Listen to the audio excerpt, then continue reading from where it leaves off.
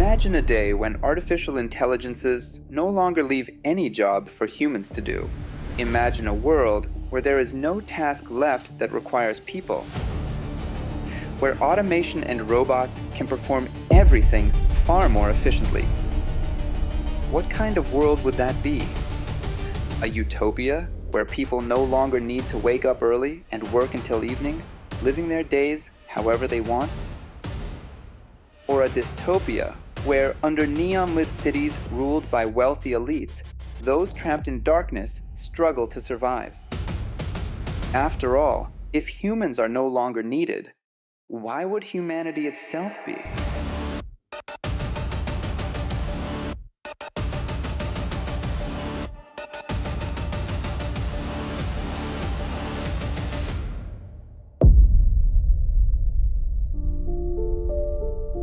Even today, we witness many professions slowly slipping from our hands, and how years of effort, accumulated knowledge, or expertise in one or more fields have begun to lose their meaning.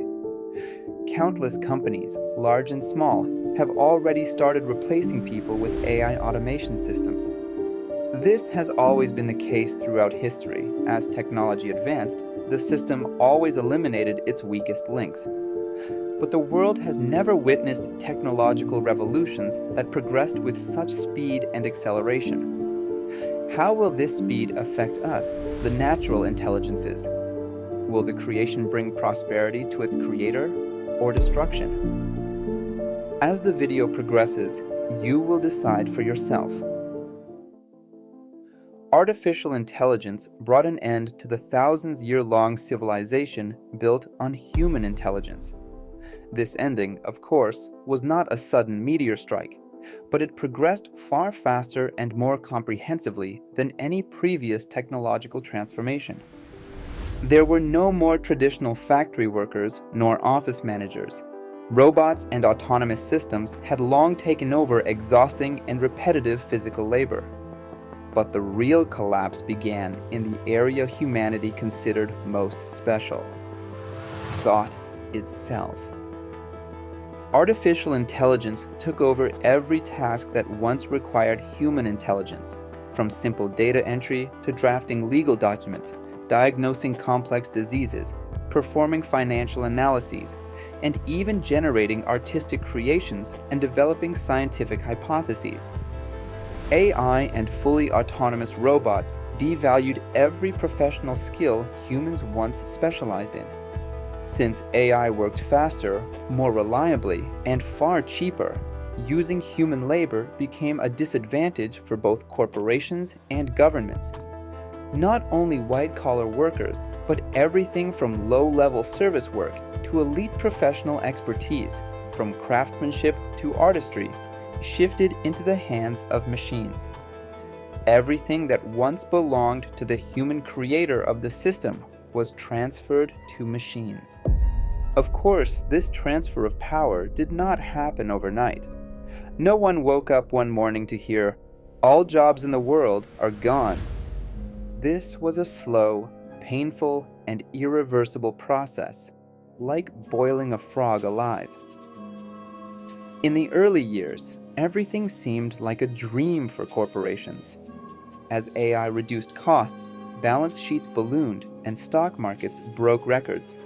Many believed those who lose their jobs will find work in new industries, assuming the system would repair itself. But when unemployment climbed from 15% to 30% and then to 50%, the engine of capitalism, which we thought worked flawlessly, began sputtering. Boards of directors and governments failed to calculate a simple but fatal equation: the Henry Ford paradox. A century ago, Ford said, "I must pay my workers well so they can buy the cars they produce." And this was exactly where the system broke. Robots produced cars, phones, clothes flawlessly around the clock, but the number of salaried humans who could buy those goods was shrinking every day. When billions became unemployed, consumer frenzy gave way to mandatory austerity. Stores were stuffed full, but the cash registers were empty. Even if companies reduced costs to nearly zero, a product with no buyers has zero commercial value. The produce, sell, profit cycle broke, replaced by produce, stock, collapse. Governments trying to solve the crisis with old methods, unemployment benefits, and stimulus packages. But when there were no workers left to tax, state coffers dried up. Money velocity collapsed. The system was crushed under its own weight. Maybe there was no chaos on the streets yet, but in the heart of the financial world, the plug of the economic order we once knew had already been pulled. And from the ashes of that great crisis, the new world was born. No more morning alarms. No more obligation to go to work.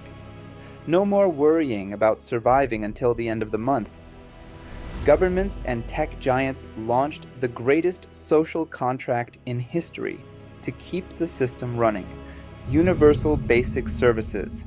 Your bank account receives a regular monthly credit simply because you are a citizen. The bottom of Maslow's pyramid, food, water, shelter, energy, and internet, are now free for everyone. AI and robot armies plant fields, sew clothes, build houses, and deliver them to your door. Sounds wonderful, doesn't it? It seems like humanity has reached the paradise it dreamed of for millennials.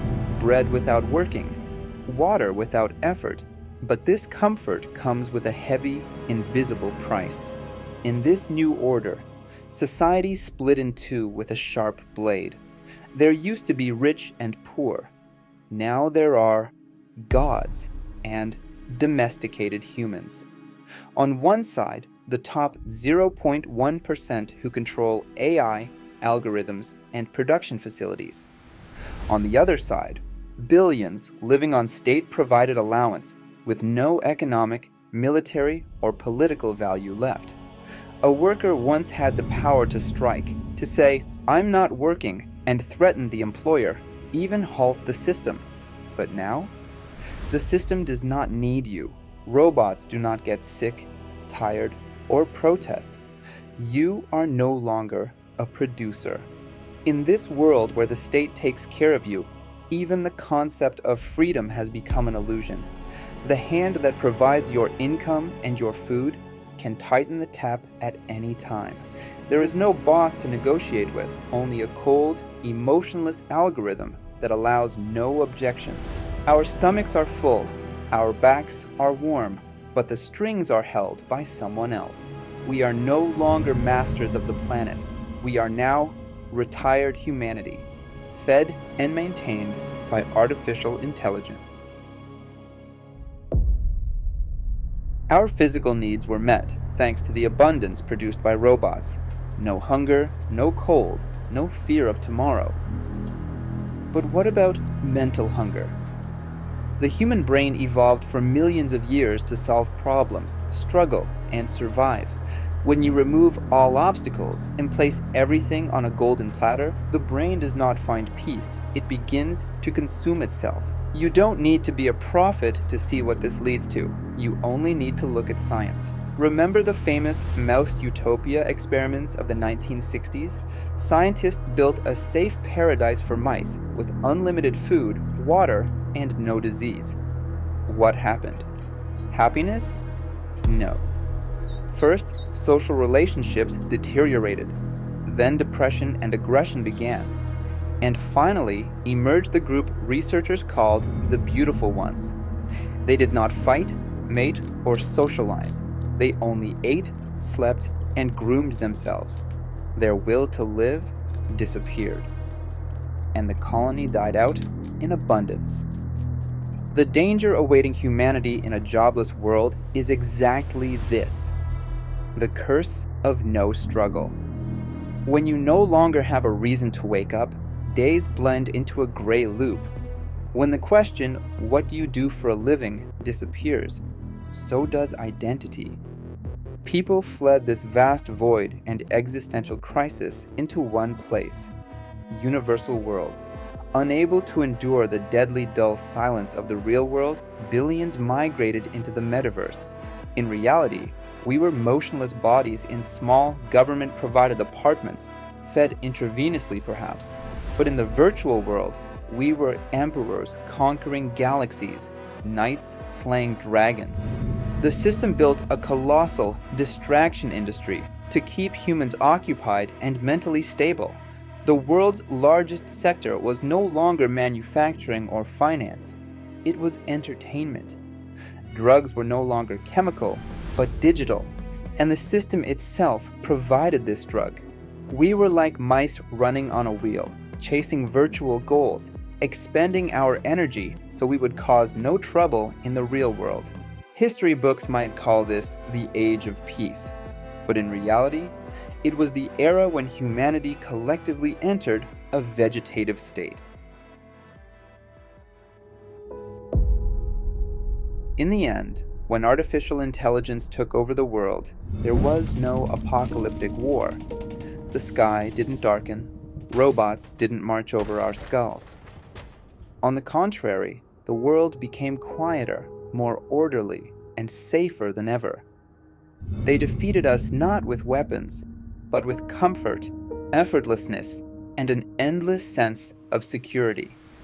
Perhaps this is not an ending, but an inevitable evolution. Biological intelligence had reached its limits. With our forgetful memories, tired muscles, and mortal bodies, this was as far as we could go. We carbon-based ancestors completed our task.